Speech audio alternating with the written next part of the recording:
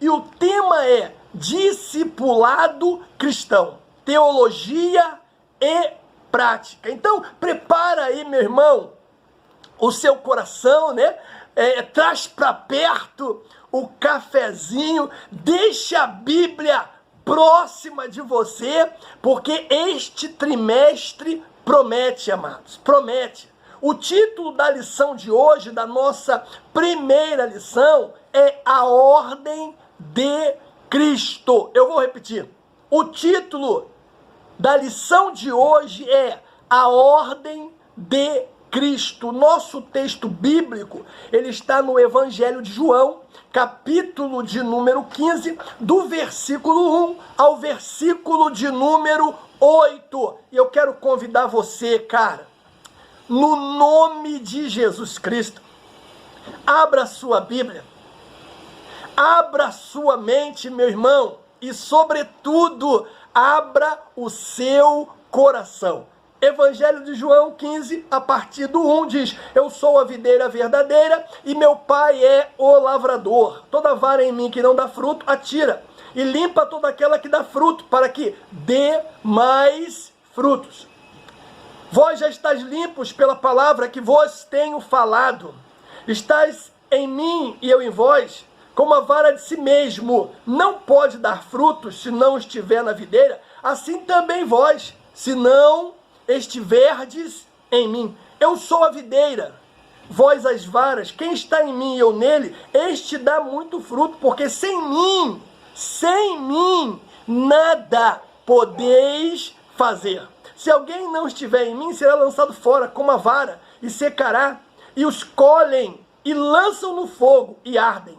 Se vós estiverdes em mim, e as minhas palavras estiverem em vós, pedireis tudo o que quiserdes, e vos será feito. Nisto é glorificado meu Pai, que deis muito fruto, e assim sereis meus discípulos. Palavra do Senhor. Meu irmão, nós temos para hoje, né, como sempre fazemos aqui, 3 objetivos, meu irmão. Primeiro é entender de maneira clara o mandato geral do mestre.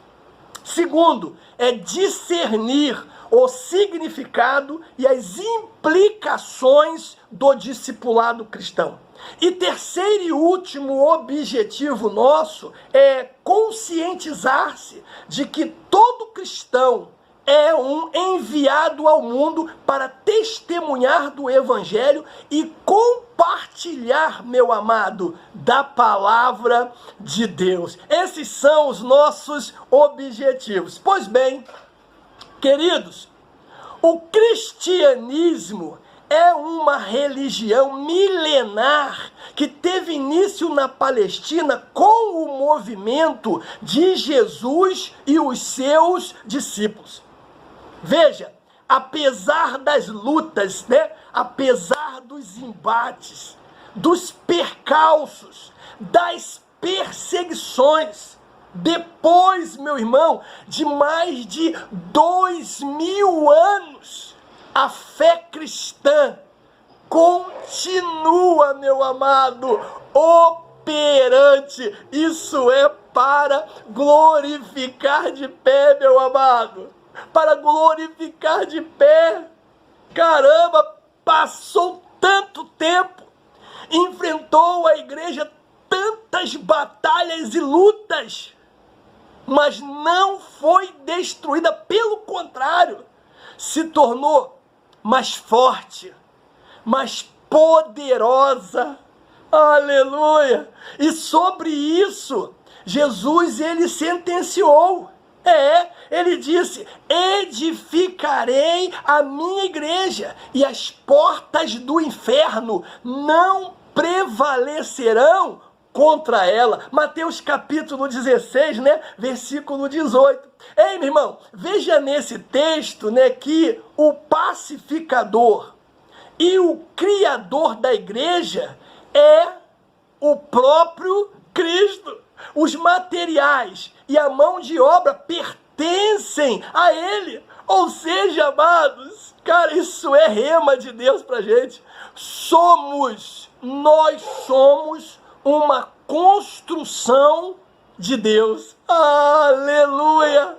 Aleluia! E eu quero aqui, aproveitando essa oportunidade, né, meu irmão, apresentar aqui alguns motivos que fez com que, apesar dos percalços, né, das lutas, das batalhas, das dificuldades que a igreja enfrentou, apesar de já ter passado mais de 2000 anos, o porquê que a fé ela continua operante, sabe? Eu quero mostrar para você aqui, agora, em cima desse texto que nós acabamos de citar. Primeiro, é que a fundação, meu irmão, sobre a qual ela é edificada, diz o texto, que é a pedra.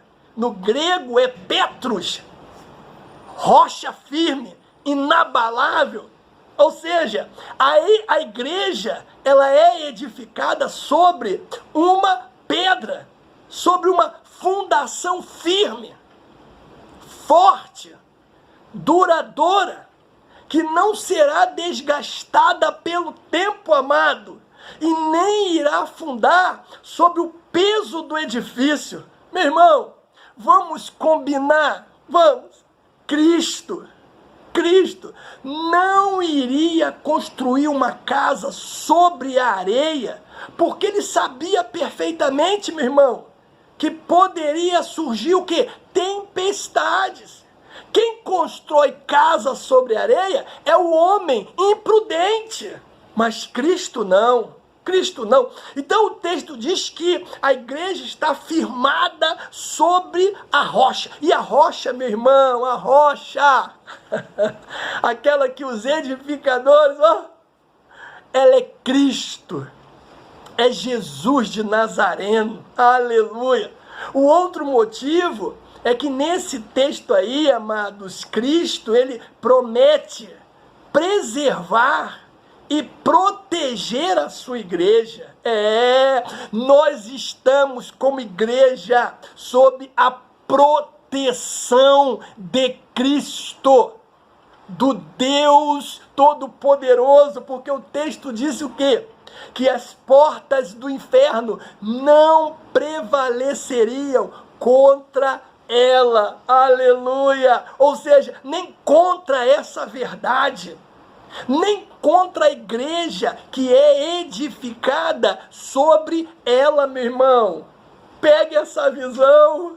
Por isso que, apesar de tanto tempo, né, de tantas lutas, de tantas dificuldades que a igreja enfrentou, ela continua firme.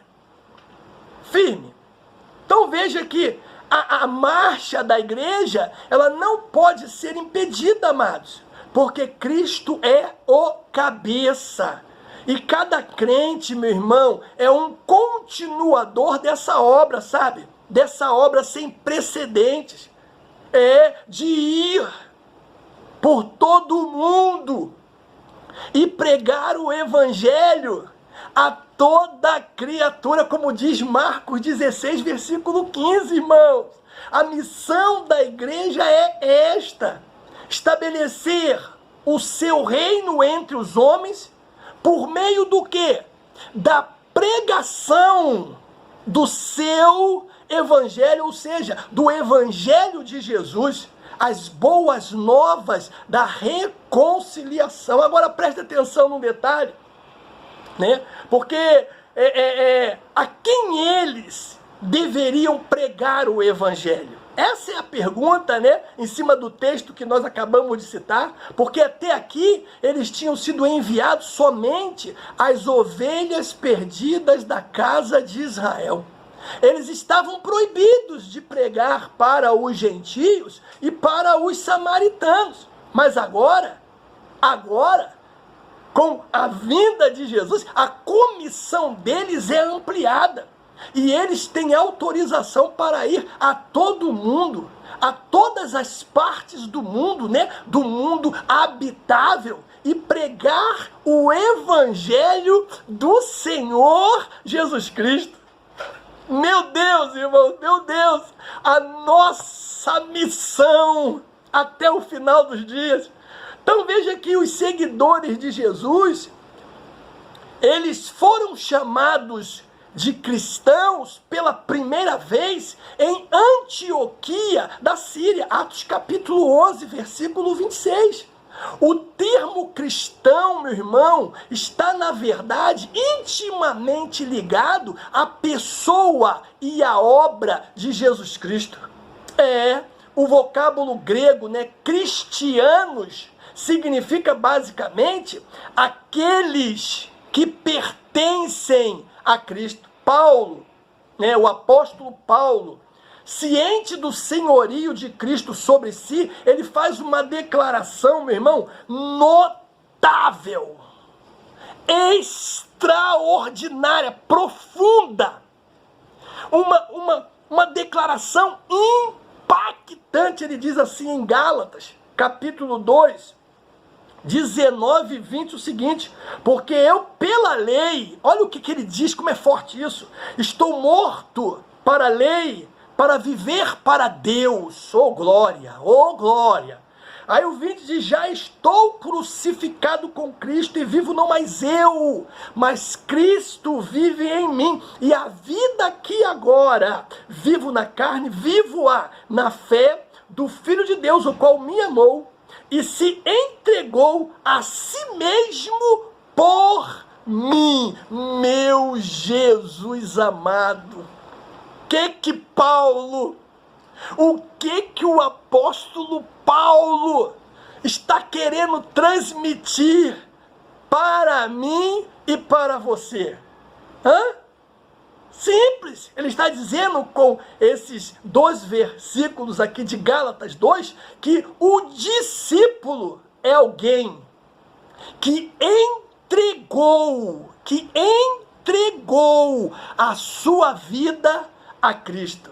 E agora, por ter entregue a sua vida a Cristo, ele está comprometido com os seus ensinos, estilo de vida e suprema liderança. Aleluia, aleluia. Eu separei 2 detalhes aqui dessa definição, meu irmão, porque isso é muito forte, o que o apóstolo Paulo, ele comunica à igreja. Isso é muito forte.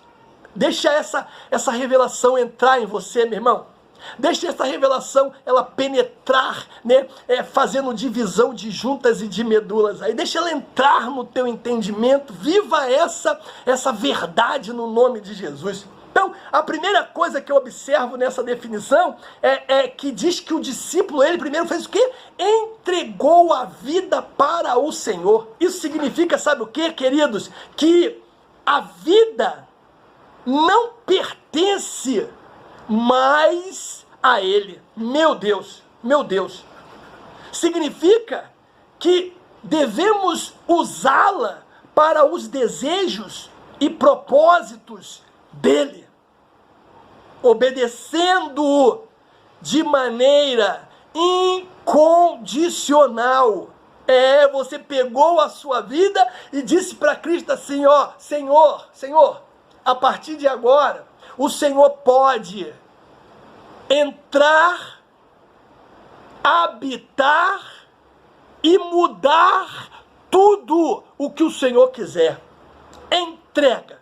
Segundo, é que diz que depois que ele entrega, o que acontece? Ele se compromete com o ensino, estilo de vida e a suprema liderança. Você vê aí que eu não estou falando, que ele se envolve. Não, eu estou dizendo que ele se compromete. E compromisso, meu irmão, é diferente de estar envolvido, sabe? Porque envolvido, até Satanás está com essa obra. É verdade. Agora, comprometido, não. Eu tinha um comandante, que sempre que nós íamos fazer uma manobra antes de ir, ele reunia a tropa toda no pátio e ele fazia questão de falar sobre a ilustração da galinha e do porco. Ele dizia o seguinte, que o cardápio do café da manhã dos americanos era bacon com ovos, e ali estava a definição de envolvimento e comprometimento. ele dizia que a galinha, ela estava envolvida porque ela contribuiu apenas com os ovos, ou seja, ela continua viva. Porém, irmãos, o porco estava totalmente comprometido porque ele deu a vida para que dela fosse extraído bacon. Ou seja, o discípulo, além de entregar a sua vida a Cristo, ele se compromete, irmãos. E isso para o discípulo, para o seguidor de Jesus, escute, é uma questão de vida ou morte. Então, o primeiro ponto da nossa lição de hoje fala da definição de discípulo, amado. E veja que o termo, né, discípulo, ele está intimamente ligado ao mestre dos mestres, sabe? Escute o que eu vou dizer aqui, meu irmão, porque isso é muito importante. Tudo que fazemos, né, ou professamos verbalmente ou na prática, afeta diretamente o nosso relacionamento com o mandato do Senhor.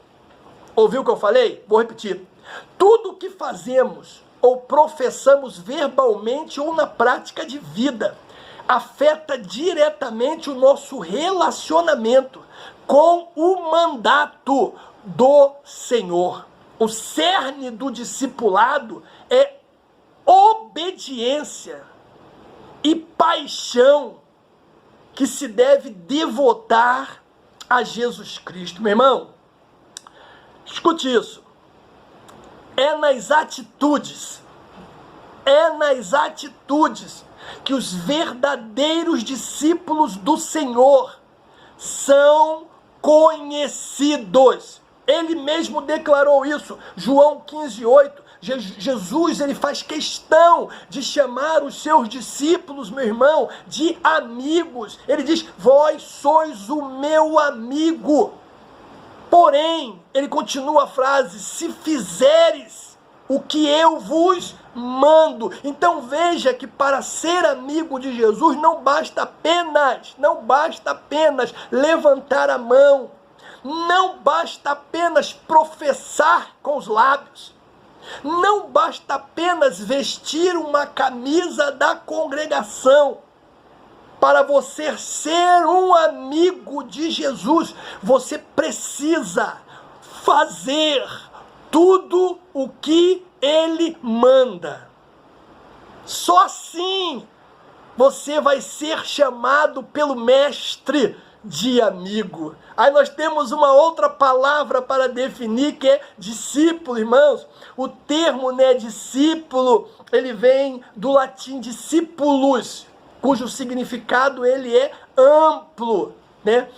Podemos usar para se referir à pessoa que dá continuidade ao trabalho de alguém. Podemos usar também se referindo a um estudante. Podemos também usar se referindo a quem recebe instrução, né, e disciplina de uma outra pessoa. Podemos usar também para aquele que imita, né, ou adota as leis dos outros, para um aprendiz, para alunos receptivos, né, a ensinamentos. E também podemos usar para aqueles e aquelas que seguem uma filosofia, sabe? Uma ideia, até mesmo uma doutrina. O que acontece é que a raiz verbal é dissere, que quer dizer ensinar. É interessante, meu irmão, destacar que o termo disciplina tem relação com discípulo. E sabe por quê? Porque o verdadeiro discípulo de Jesus é sim uma pessoa disciplinada. Aleluia! Glória a Deus! Outro detalhe, amado: seguir a Jesus implica em renúncia. Renúncia em vários aspectos da vida. Lucas 9, 23 diz assim: e dizia a todos, ou seja, Jesus estava falando não só aos discípulos, mas também, né, a multidão que o cercava: se alguém quer vir após mim, negue-se a si mesmo, tome a cada dia a sua cruz e siga-me. Olha isso, irmãos. Aí o 24 diz assim: porque qualquer que quiser salvar a sua vida, perder-lhe-á. Mas qualquer que, por amor de mim, perder a sua vida, salvará. Eita glória, eita renúncia. A palavra de homens e mulheres espirituais, meu irmão, é renúncia. Renúncia quer dizer, sabe o quê? Segundo o dicionário do Aurélio, ato ou efeito de renunciar. Renunciar significa, segundo o Aurélio, não querer, rejeitar, recusar, deixar voluntariamente a posse de algum bem ou de alguma coisa. Agora, é preciso que tenhamos em mente que a renúncia do seguidor de Cristo, meu irmão, não é um ato de alienação, né? Inconsequente, né? Gratuito, ou até mesmo sem propósito. Pelo contrário, meu amado, quando alguém abre mão de si próprio para entregar a sua vida ao senhorio de Cristo, esse alguém, ele já foi sim conscientizado pelo Espírito Santo de Deus de que o faz porque sabe que terá algo infinitamente melhor para a sua vida. Então, seguir a Jesus implica em renunciar, ou renúncia em vários aspectos da vida. Agora, existe, eu vou colocar aqui, né, para que haja um maior entendimento, é que existe, segundo o texto que nós lemos, né, condições para seguir a Jesus. Meu irmão, oh meu Deus do céu, tem muita gente que acha que está seguindo a Jesus, mas não está não, né, porque dizer que é evangélico hoje virou modinha. Todo mundo é evangélico, né? O adúltero é evangélico, o feiticeiro é evangélico, né? O prostituto é evangélico, o cantor de funk, ele é evangélico, todo mundo é evangélico. Mas não, só que não, filho. Existem condições para verdadeiramente ser um seguidor de Jesus, ser um discípulo de Jesus. E primeira coisa que você observa nesse texto é que ele tem que ter vontade, meu irmão. Essa vontade tem que brotar dentro dele. Jesus, escute isso, ele respeita a vontade das pessoas, e essa é uma das mais impressionantes características, meu amado, do seu relacionamento com o homem, sabe? Em sua pregação, ele mesmo disse: se alguém quer vir após mim, se alguém quer vir após mim, ele não impôs a sua vontade sobre o sentimento dos pecadores, sabe, meu irmão? Amado, nas Escrituras nós vemos esse traço da sua personalidade. Você lembra da festa que aconteceu em Jerusalém? Dentro do templo, num determinado momento da festa, Jesus se põe de pé e ele diz: se alguém tem sede, que venha a mim e beba. Quando escreve a carta, né, a Laodiceia, Jesus diz o quê? Eis que estou à porta e bato. Se alguém ouvir a minha voz e abrir a porta, entrarei na sua casa e cearei com ele, e ele ceará comigo. O que eu quero dizer aqui, cara, quando eu digo que uma dos requisitos é ter vontade, é que Jesus, meu irmão, Jesus não empurra portas, meu irmão. Jesus não empurra portas. Não. Jesus não força, sabe, o homem a fazer aquilo que ele quer, não. É preciso para segui-lo ser voluntário, meu irmão. É um ato voluntário. Tem que ter esta vontade. E segundo requisito, meu amado, é renunciar a si mesmo. Oh, meu Deus! É o mesmo que negar-se a si mesmo. Jesus disse, negue-se a si mesmo. Agora, me diz uma coisa, amado. Isso é uma tarefa fácil? Não é não, né? Não é não, é difícil. Eu acho que de todas essas indicações aí, a questão mais complicada para aquele que quer seguir a Jesus é justamente essa. É renunciar a si mesmo. Porque a natureza humana, irmãos, após a queda, ela se tornou o quê? Egoísta, insensível, individualista, personalista. O eu, ele tornou-se uma espécie de Deus. Poucas pessoas, meu amado, conseguem romper com a natureza carnal a fim de renunciar a si próprio e dar lugar a Deus. São pouquíssimas pessoas. Na parábola lá do semeador, né, que é Lucas 8, né, vemos que uma parte da semente ela cai aonde? Entre os espinhos. E Jesus explica que são aqueles que recebem a palavra com muita alegria, porém depois são sufocadas, né, com os cuidados, riquezas e deleites da vida. E esses não dão frutos com perfeição. Lucas 8, né, acho que é 13 ou 14.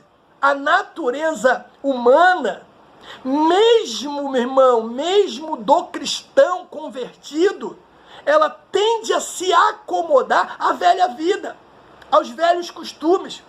Porém, entretanto, né, todavia, para ser discípulo de Jesus, meu amado, é imprescindível renunciar às práticas antigas e mais. Por isso que o apóstolo Paulo, quando ele escreve à igreja de Corinto, no capítulo 5, né, na segunda carta, versículo 17, o que ele diz? Que as coisas velhas se passaram e tudo se fez novo. Tudo se fez novo. Então, o primeiro passo para aqueles que querem verdadeiramente seguir o Mestre é ter vontade. Jesus não vai te obrigar. Tu tem que deixar essa vontade brotar de dentro do teu coração. E segundo, meu irmão, não tem jeito. É negar a si mesmo. Aí nós temos o significado bíblico, né? Porque no Antigo Testamento, o vocábulo talmide, né, originário de talmade, significa o quê? Aprender. Esse termo ele foi posteriormente usado pelos hebreus como talmidim, discípulo, né? Aquele pregador, né, o pastor Ed René, todo ano ele publica um livro, né, onde o tema é esse, talmidim, né? Discípulo. Então está aí. No Novo Testamento, né, o termo grego é matetes, que faz referência a um discípulo, a um aluno, a um seguidor. Sua aplicação na Nova Aliança indica um aprendiz, um seguidor de Cristo, alguém que recebeu diretrizes e aprendeu os princípios bíblicos que nortearão a sua vida. Meu irmão, o verdadeiro discípulo anda nos passos do seu mestre e imita ele em tudo. Nunca se esqueça disso, meu irmão. Eu vou repetir, o verdadeiro discípulo anda nos passos do seu mestre e imita ele em tudo. No nosso caso, eu estou falando de Cristo. Cristo, temos que andar nos passos de Jesus e temos que imitar Jesus em... O segundo ponto da nossa lição fala do mestre e os seus seguidores. Meu irmão, Jesus disse que não é o discípulo mais do que o mestre, nem é o servo mais do que o seu senhor. Basta ao discípulo ser como seu mestre e o servo ser como o Senhor. Mateus capítulo 10. Agora observa aí, meus irmãos, que neste verso, né, Jesus fala do propósito do discipulado. É o propósito. O seu objetivo não é que o discípulo saiba tanto quanto o seu mestre, mas que ele seja como o seu mestre. A ênfase maior de seguir a Cristo não recai em primeiro lugar no acúmulo de informações, mas no ser, meu irmão. Veja que naquela época, né, mestres e senhor eram títulos honoríficos, né, dados aos rabinos, né, ali para que eles pudessem ser o quê? Honrados.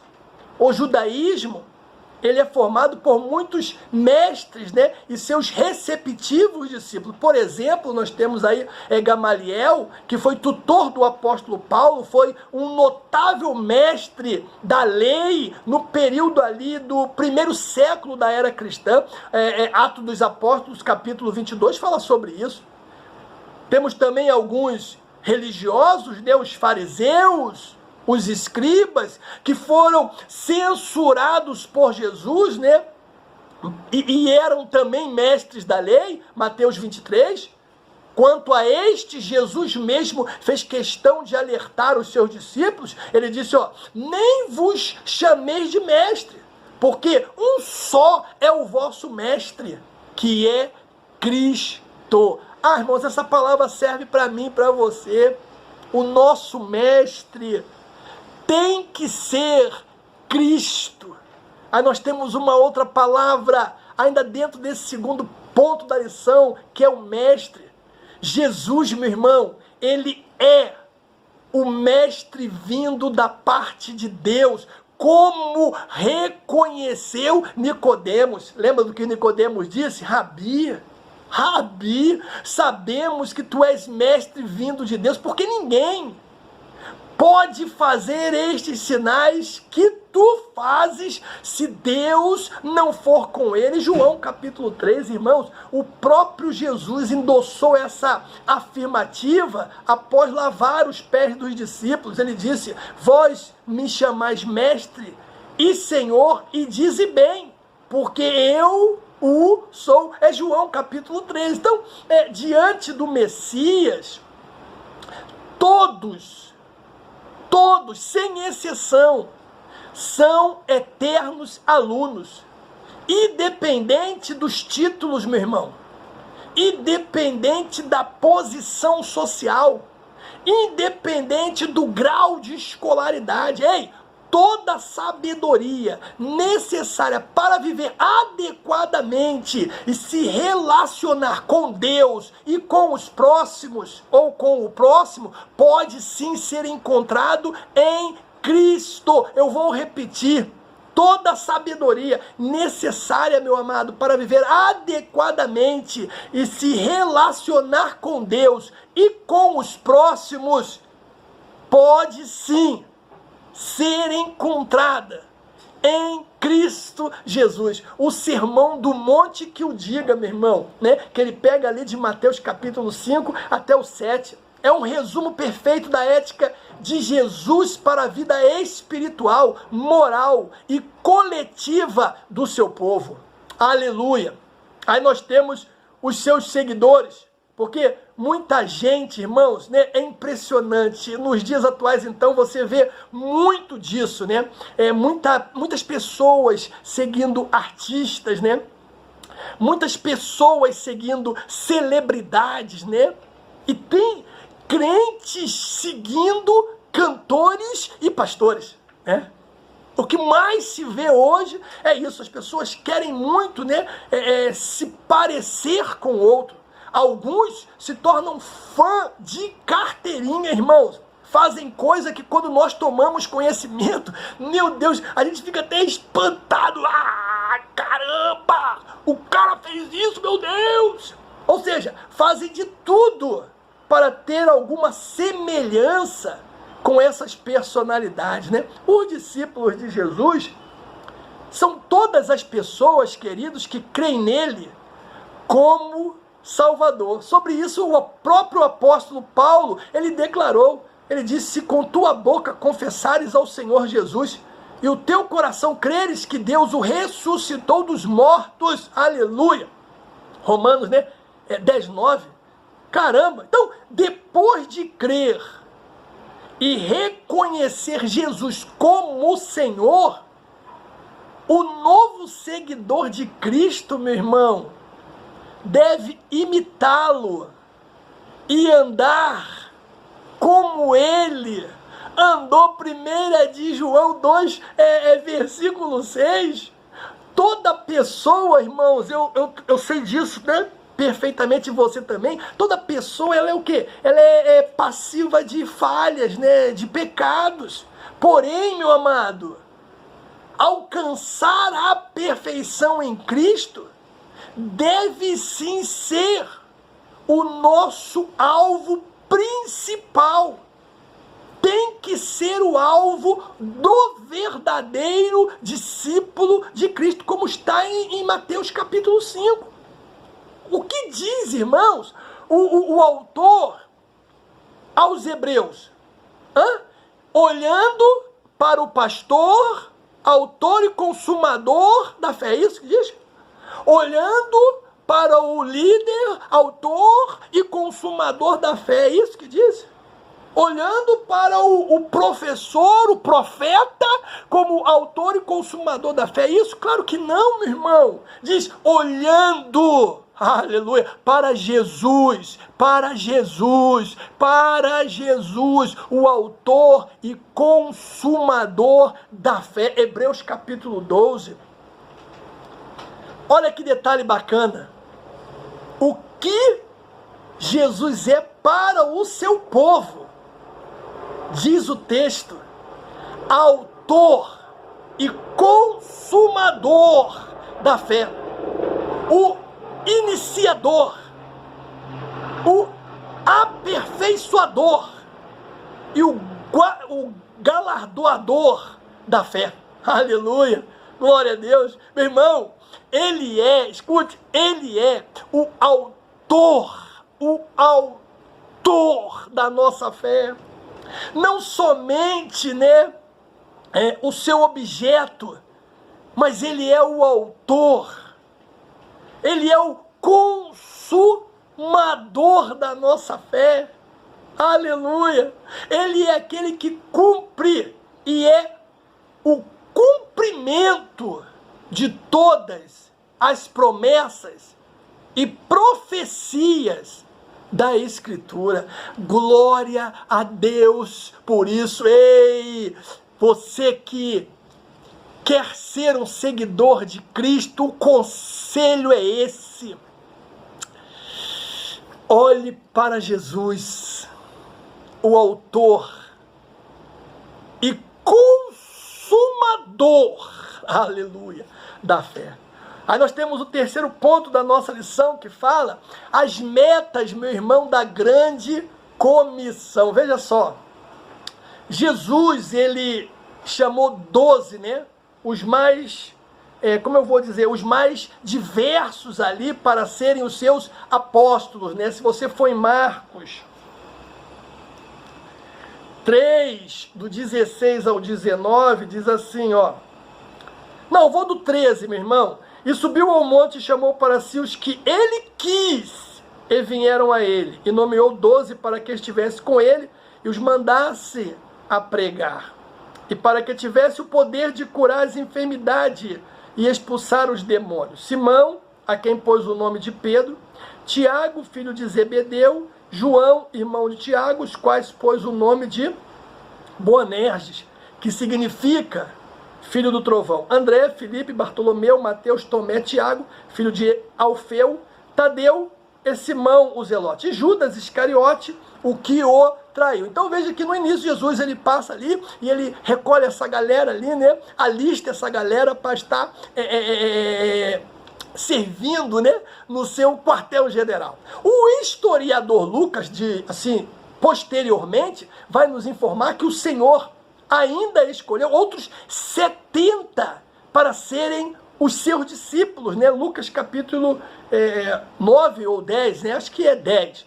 Os evangelhos sinóticos registram, né, de várias formas e ocasiões diversas o envio desses discípulos. Quero dizer o seguinte: a ênfase nesses textos recai, obviamente, meu irmão, na evangelização e na tarefa de fazer novos seguidores. O objetivo de Jesus, ele é muito claro. Ele mesmo ordenou. Na verdade, é uma ordem de Jesus para mim e para você, meu irmão. Ide por todo o mundo, pregai o evangelho a toda criatura. Quem crê e for batizado será salvo, e quem não crê será condenado. Percebe? A ordem para o seguidor de Jesus. Bem porque, meu irmão, vamos combinar? O seguidor de Jesus, ele não consegue viver fora dessa realidade, né? Fora desse contexto de evangelizar, né? Está nele isso.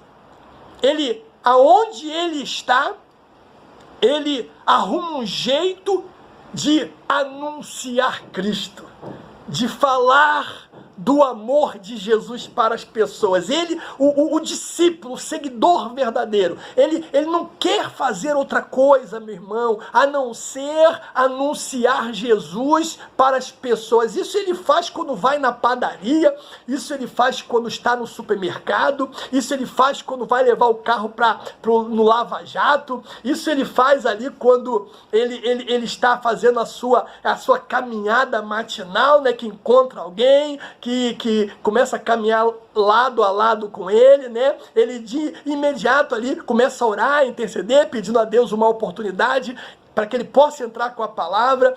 Porque é assim a vida do seguidor, sabe, do discípulo de Jesus. Ele sente uma tremenda satisfação pessoal quando ele pode liberar uma palavra de vida para alguém. Cara, então, evangelizar está no sangue do verdadeiro discípulo de Jesus. Ele não pode viver sem isso. Assim como nós não podemos viver sem nos alimentar, né? O ser humano não pode viver sem se alimentar. O cristão não pode viver sem evangelizar, rapaz. Isso é maravilhoso, meu irmão. Nós sabemos que o pecado, ele faz o quê? Ele causa separação entre o homem e Deus. Somente por intermédio do Salvador, do Senhor Jesus Cristo, o ser humano ele pode se tornar amigo de Deus. Ele só pode ser amigo de Deus no momento em que ele se encontra com Cristo e que Cristo justifica. Naquele momento, ele passa a ser, né, um amigo do Senhor. Cristo, ele entregou aos seus seguidores, meu irmão, escute isso, o ministério da reconciliação. É o que diz, né? Paulo escrevendo a segunda carta aos Coríntios, capítulo 5, 18 e 19, ele diz assim: e tudo isso provém de Deus, que nos reconciliou consigo mesmo por Jesus Cristo e nos deu o ministério da reconciliação. Cara, isso é poderoso, irmãos. Uma coisa que só Jesus Cristo podia fazer. Agora nós temos isso em nós, esse ministério. Ele diz assim, ó, isto é, Deus estava em Cristo reconciliando consigo o mundo e não lhes imputando os seus pecados. E pôs em nós a palavra da reconciliação. Meu Deus do céu. Isso é para tombar para trás, meu irmão. Oh, Jesus. E nos deu esse ministério com que objetivo? Para a gente enterrar o ministério? Para guardar na prateleira como se fosse um troféu? Claro que não, meu irmão. Tem um objetivo aí do porquê o Senhor nos deu o ministério da reconciliação. É para que nós possamos arrancar as pessoas do império das trevas e levá-las ao reino do Filho do seu amor, como diz Gálatas 1,13, amados. Aleluia. Todos salvos em Cristo, todos, sem exceção, devem pregar o evangelho e cooperar com a evangelização do mundo, meu irmão? Não fique esperando oportunidade do púlpito, não, meu irmão. Larga de ser menino. O púlpito de Jesus era onde? Nas cidades da Galileia, percorrendo ruas, vielas, entrando e saindo das cidades.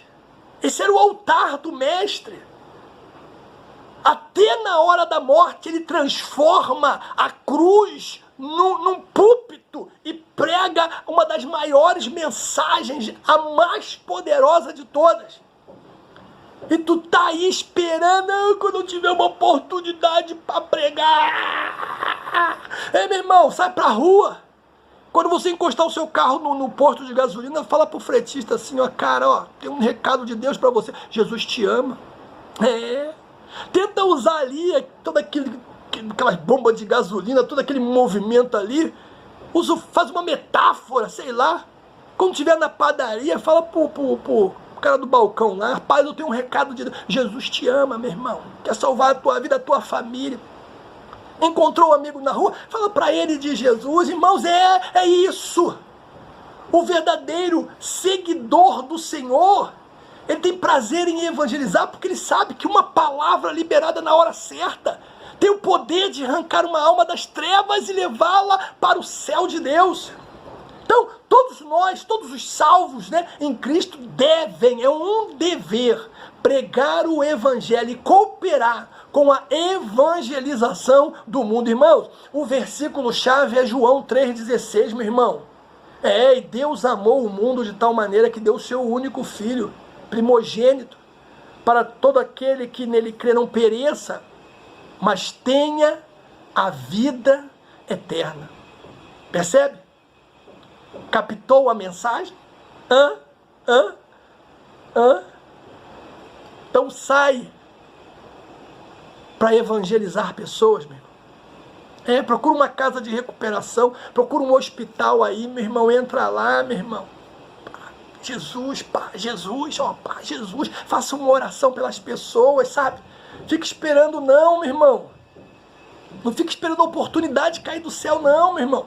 A oportunidade já nos foi dada há muito tempo e tu tá de bobeira aí, esperando alguém olhar para você e te convidar para pregar no altar. Sai daí, cara. Se converte no nome de Jesus. Tantas pessoas por aí precisando de uma palavra de vida e você quer pegar para crente. Quer pegar para crente? Qual é, meu irmão? Então, veja bem, ao ler os evangelhos, né, e o livro de Atos, praticamente, né, os únicos que registram o termo discípulo ou discipulado no Novo Testamento, nota-se aí que, inicialmente, né, os seguidores mais próximos de Jesus eram os 12. Posteriormente, muitos outros, conhecidos, desconhecidos, eles deram continuidade aos ensinamentos do Rabi, do mestre da Galileia. E assim, meu irmão, será até o tempo do fim, cara. Vai ser assim. Quem Deus vai usar para essa obra de reconciliação? Eu e você, meu irmão. Eu e você. Eu e você, Aí nós temos aí dentro ainda desse ponto, dentro desse tópico, um outro ponto que fala do ensino e discipulado. Veja que a igreja, irmãos, ela existe para dar instrução e treinamento aos seus membros, né, para que eles possam alcançar o quê? A unidade da fé, o pleno conhecimento do Filho de Deus, a perfeita varonilidade, a medida da estatura, da plenitude de Cristo, como diz Efésios 4,13. Então, considerando aí esse verso, fica claro, irmãos, que o objetivo do discipulado é fazer com que o discípulo de Cristo alcance maturidade cristã e chegue ao pleno conhecimento da verdade. E isso acontece aonde? No corpo. Aonde? Irmão, nós temos a escola bíblica dominical, né? Nós temos o culto de ensino da palavra, que na verdade são instrumentos eficazes nessa tarefa. Os apóstolos, você vai lembrar disso, né? Deram um grande exemplo de compromisso com o ensino e o discipulado, quando diante de uma multidão de novos convertidos, eles declararam, eles disseram, Atos 6,4, mas nós perseveramos na oração e no ministério da palavra. Aleluia, glória a Deus, glória a Deus, glória a Deus, glória a Deus. Esse é o objetivo, meu irmão, é trazer maturidade ao novo convertido. Aí nós temos o outro ponto, né, que fala da consolidação, porque a igreja primitiva teve assim um crescimento, irmãos, tão maravilhoso, né? Meu Deus do céu, tão extraordinário, que os apóstolos, eles precisaram adotar algumas estratégias para treinar e introduzir essas pessoas no grupo de irmãos, né? Consolidando-os, né? A comunidade dos discípulos de Jesus. Isso está em Atos 2, 37 ao 44, né, que diz assim, meu irmão: ouvindo eles isto, compungiram-se em seu coração e perguntaram a Pedro e aos demais apóstolos: que faremos, irmãos? E disse-lhe Pedro: arrependei-vos, aleluia, e cada um de vós seja batizado em nome de Jesus para o perdão dos pecados, e recebereis o dom do Espírito Santo de Deus, porque a promessa vos diz respeito a vós, aos vossos filhos, a todos os que estão longe, a tantos quantos Deus, nosso Senhor, chamar. E com muitas outras palavras isto testificava e os exortava, dizendo: salvai-vos dessa geração perversa. De sorte que foram batizados que de bom grado, irmão, de bom grado, receberam a palavra naquele dia, agregaram-se quase 3.000 almas. Isso é bacana demais. Aí diz o texto assim: e perseveravam na doutrina dos apóstolos. Quem? Esses que se converteram na doutrina dos apóstolos, na comunhão, no partir do pão e nas orações. Então percebe que o processo aí, ele se dava mais ou menos em 4 etapas, né, meu irmão? Primeiro, eram ensinados aos novos convertidos, que eles deveriam, né, perseverar na doutrina dos apóstolos. É importante parar aqui, né, porque não fala aqui das invenções dos apóstolos, né? Eles não tinham que perseverar nas invenções dos apóstolos, né? Eles não tinham que perseverar nas modinhas dos apóstolos. Não é isso não. Fala na doutrina dos apóstolos. E o que era a doutrina dos apóstolos? Qual era a responsabilidade, meu irmão, que estava sobre os ombros dos apóstolos? Era pregar. Jesus Cristo para as pessoas. Essa era a responsabilidade. Então, quando fala assim, e perseveravam na doutrina, diz aí o seguinte, que eles, como os apóstolos, anunciavam Jesus aonde eles iam. Aleluia. Segundo, eram incentivados a participar da comunhão da igreja. Terceiro, os novos convertidos, meu irmão, eram incentivados a partir o pão. Provavelmente aí nós temos uma referência aqui, a Santa Ceia do Senhor, né? 1 Coríntios capítulo 11. E também os novos convertidos eram treinados na disciplina, meu irmão, da oração. 42 a 47 diz assim, e perseveravam na doutrina dos apóstolos, na comunhão, no partir do pão e na oração. Em cada alma havia temor, e muitas maravilhas e sinais se faziam pelos apóstolos. Agora veja, né, na ordem aqui das palavras, né, primeiro, havia temor. Quando há temor de Deus em nós, com certeza, irmãos, consequentemente ao temor, vem o quê? Muitas maravilhas e sinais. Aí diz assim, todos os que criam estavam juntos, tinham tudo em comum, vendiam suas propriedades e fazendo, repartiam com todos, segundo cada um tinha a sua necessidade, perseverando unânime todos os dias no templo. Tá ferro! Eita, os novos convertidos, vai para a oração. Converteu? Converteu. Converteu? Vamos para a oração. Vamos para a oração. Lugar de novo convertido boca no pofe. Joelho no chão, até fazer calo. Olha que coisa linda.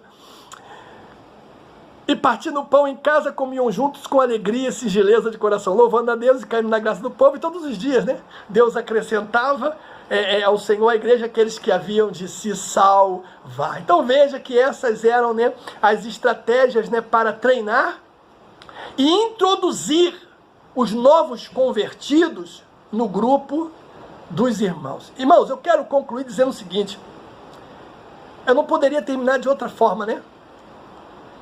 Hoje, cada um de nós precisamos estar cônscio da nossa responsabilidade de fazer discípulos e de conduzir os novos convertidos à fé, dando, meu irmão, continuidade ao discipulado, instruindo-os biblicamente e fazendo assim o acompanhamento com oração e consagração.